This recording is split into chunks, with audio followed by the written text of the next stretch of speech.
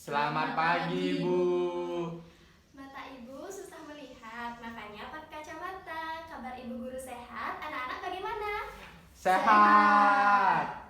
Baik, sebelum kita mulai pelajaran hari ini, kita berdoa terlebih dahulu ya. Berdoa Ibu pimpin menurut agama dan kepercayaan masing-masing. Berdoa dipersilakan. Berdoa selesai. Baik, untuk teman-temannya, apa ada yang tidak hadir? Tidak, Ibu. Bagus, berarti semuanya sudah hadir ya. Nah, sebelum kita masuk ke materi, Ibu mau nanya dulu nih, mungkin siapa yang bisa menyebutkan apa saja yang ada di ruang kelas kita sekarang? Iya, silahkan.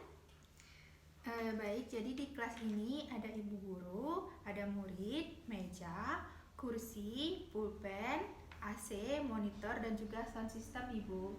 Wah, lengkap sekali ya kelas kita hari ini. Nah, jadi seperti yang sudah disebutkan oleh Mita tadi, di dalam ruang kelas kita itu terdapat banyak sekali barang-barang. Begitu juga dengan alam di sekitar kita, terdiri dari banyak sekali komponen-komponen.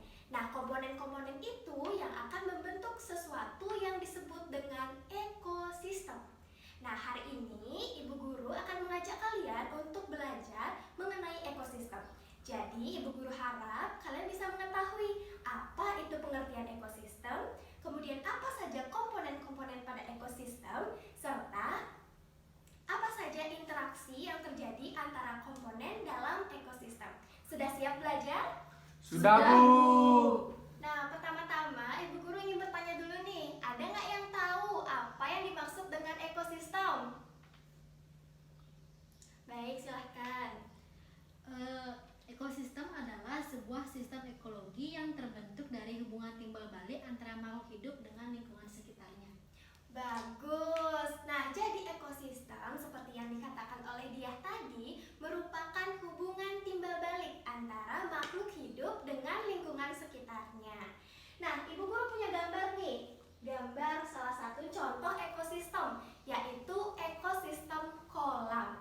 Nah, ada yang bisa menyebutkan nggak apa aja nih yang ada di gambar ekosistem kolam ini? Saya, Bu. Ya, silahkan.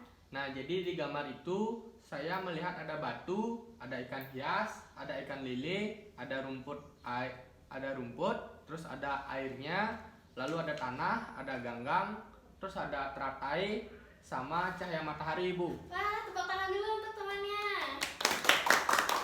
Oke, benar ya yang disebutkan tadi oleh temannya, ada banyak sekali komponen dari ekosistem kolam. Nah, komponen yang ada di ekosistem itu dibagi lagi menjadi dua jenis. Ada yang tahu? Baik, silahkan. Baik, Ibu, kalau setahu saya, komponen di ekosistem itu dibagi menjadi dua, yaitu komponen biotik dan juga abiotik. Komponen biotik itu terdiri atas makhluk hidup, sedangkan komponen abiotik terdiri dari benda mati. Wah, tepuk tangan untuk temannya. Oke, benar sekali ya. Jadi dalam ekosistem yang memiliki banyak sekali komponen secara garis besar dibagi menjadi dua, yaitu biotik dan abiotik. Nah, berdasarkan penjelasan temannya tadi, ada yang bisa menyebutkan tidak apa saja komponen biotik dan abiotik? Masing-masing satu contoh. Saya, Bu. Baik, silahkan. Komponen biotiknya ada ikan dan komponen abiotiknya ada batu. Wah, benar ya. Jadi salah satu contoh komponen abiotik itu ada ikan dan salah satu contoh komponen abiotik itu ada batu. Nah, selanjutnya Ibu akan mengajak kalian untuk bermain biar belajarnya lebih seru. Jadi, kalau misalnya Ibu mengatakan komponen biotik, kalian angkat tangan kanan. Dan kalau Ibu mengatakan komponen abiotik, kalian angkat tangan kiri. Mengerti? Mengerti, Bu. Oke, kita mulai ya. Rumput, Biotik. air. Abiotik. Wah, ada yang salah ya. Kita ulang sekali lagi. Ikan, Biotik. tanah. Abiotik. Wah, hebat sekali. Tepuk tangan dulu untuk kita semua. Jadi sudah bisa ya membedakan yang mana disebut komponen biotik dan komponen abiotik. Nah, setelah itu, setelah kita mengetahui jenis-jenis komponen, sekarang kita harus belajar mengenai apa sih peran dari masing-masing komponen. Ibu Guru akan membahas mengenai peranan dari masing-masing komponen, khususnya komponen biotik. Nah, pada komponen biotik pada ekosistem itu dibagi menjadi 3 jenis berdasarkan perannya. Ada yang disebut sebagai produsen, konsumen, dan dekomposer. Ada yang tahu tidak kenapa suatu individu dikatakan sebagai produsen? Saya, Bu. Baik, silahkan. Jadi suatu individu itu disebut sebagai produsen karena makhluk hidup itu dapat mencukupi kebutuhan atau menghasilkan makanan sendiri atau disebut dengan autotrof. Contohnya itu adalah tumbuhan, Ibu. Wah, betul. Jadi, suatu individu atau makhluk hidup dikatakan sebagai produsen jika dia bisa menghasilkan makanannya sendiri. Seperti contoh yang disebutkan oleh Teguh tadi sudah benar, yaitu tumbuhan. Lalu bagaimana dengan konsumen? Kenapa suatu individu dapat dikatakan sebagai konsumen? Saya, Bu. Baik, silahkan. Baik, jadi kenapa disebut konsumen? Itu karena makhluk hidup tersebut tidak dapat membuat makanannya sendiri yang disebut heterotrof. Iya, betul sekali. Jadi, lawannya dari produsen tadi, suatu individu atau makhluk hidup dikatakan sebagai konsumen ketika dia tidak bisa memproduksi atau membuat makanannya sendiri. Lalu bagaimana dengan dekomposer? Siapa yang tahu? Saya, Bu. Baik, silahkan. Nah, disebut dekomposer karena organisme tersebut mengeluarkan enzim selulosa yang membuat tumbuhan atau hewan menjadi lunak, kemudian dirombak dan terurai menjadi bagian-bagian kecil, lalu diserapnya. Bagus, jadi dekomposer dalam ekosistem itu berfungsi sebagai pengurai. Jadi sudah bisa membedakan ya, mana yang disebut produsen, konsumen, dan dekomposer. Nah, selanjutnya setelah kita mengetahui tentang jenis komponen serta peranan komponen, kita akan belajar mengenai interaksi antara komponen, khususnya komponen biotik. Nah, apa sih itu, Bu, interaksi? Jadi, interaksi merupakan suatu tindakan yang terjadi ketika dua makhluk hidup atau dua objek saling mempengaruhi atau memiliki pengaruh antara satu dengan yang lain. Jadi, interaksi itu kata kuncinya adalah mempengaruhi.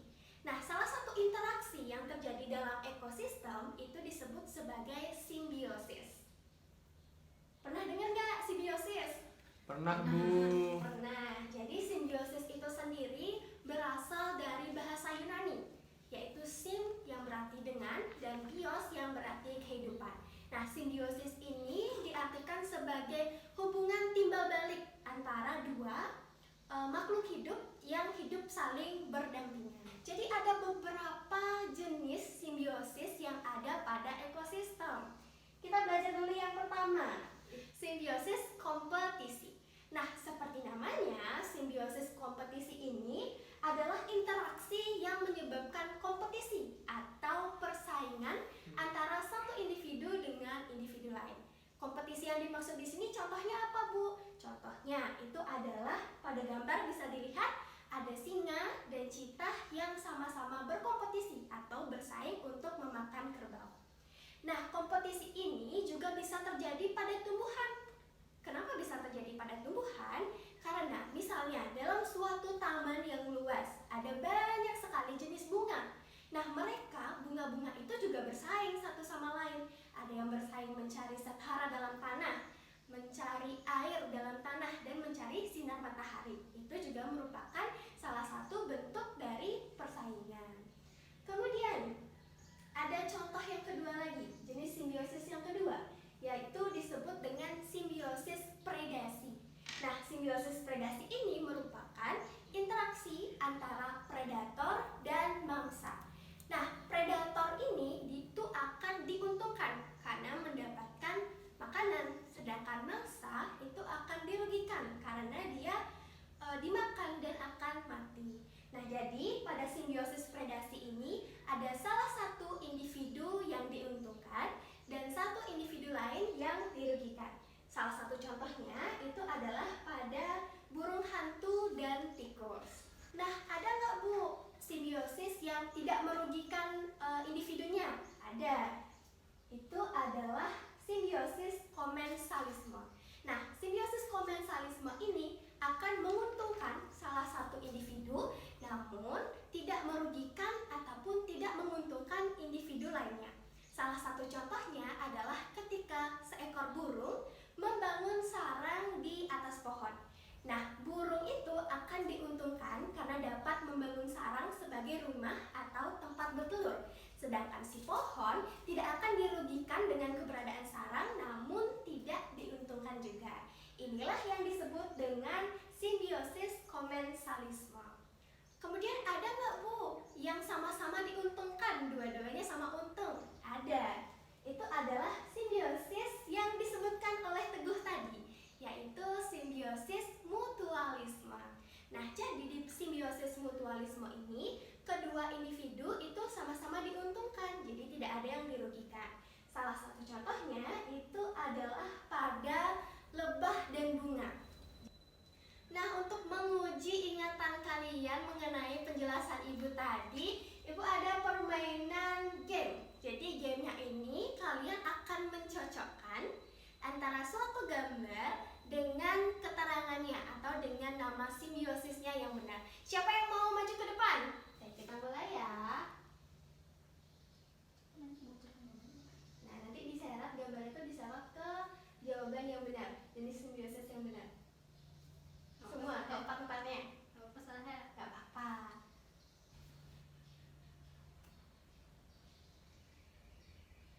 Tarik aja deh. Ya. Ayo yang lain.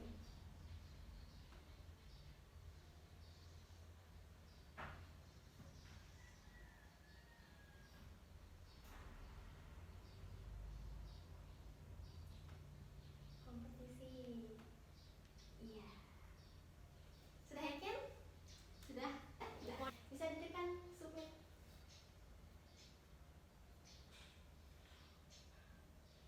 Baik, akan muncul jawabannya. Wah, salah berapa itu? Ya, 2. Salah 2. Oke, kita tampilkan ya jawabannya. Nah, itu ada kebun bunga. Itu kalau kebun bunga simbiosis apa namanya? Coba yang lain. Kebun bunga bersaing. Kompetensi, Bu. Kompetisi, benar. Kalau misalnya burung membuat sarang, itu apa namanya? Simbiosis Komensalisme, Ibu. komensalisme. Sisanya udah benar ya. Kalau burung hantu itu sebagai simbiosis predasi dan lebah serta bunga sebagai simbiosis mutualisme. Tepuk tangan dulu untuk teman yang sudah berani maju. Baik anak-anak, bagaimana pelajaran kita hari ini? Seru nggak? Seru, Ibu. Baik, jadi kita sudah belajar bersama-sama mengenai materi ekosistem. Kita sudah tahu pengertian ekosistem, yaitu hubungan timbal balik antara makhluk hidup dengan lingkungannya. Kita juga tahu ada 2 jenis komponen ekosistem, yaitu ada biotik dan abiotik. Kita juga tahu bahwa pada komponen biotik itu dibagi menjadi 3 jenis berdasarkan perannya, yaitu produsen, konsumen, dan dekomposer. Kita juga mengetahui bahwa terjadi interaksi antara komponen biotik pada ekosistem yang disebut dengan simbiosis. Ada simbiosis predasi, simbiosis komensalisme, simbiosis kompetisi, dan simbiosis mutualisme. Nah, untuk menambah lagi pengetahuan kalian dan pengalaman belajar kalian, silakan mengerjakan LKM yang sudah Ibu bagikan di rumah. Jadi lakukan analisis terkait jenis komponen dan lakukan juga analisis terkait interaksi yang terjadi pada komponen dari ekosistem yang terdapat di LKM-nya. Baik, sebelum kita mengakhiri pelajaran hari ini, kita berdoa terlebih dahulu. Berdoa dipersilahkan. Berdoa selesai. Membeli jamu di pasar bersama Anya. Sampai bertemu di kelas berikutnya. Terima kasih. Terima kasih, Ibu.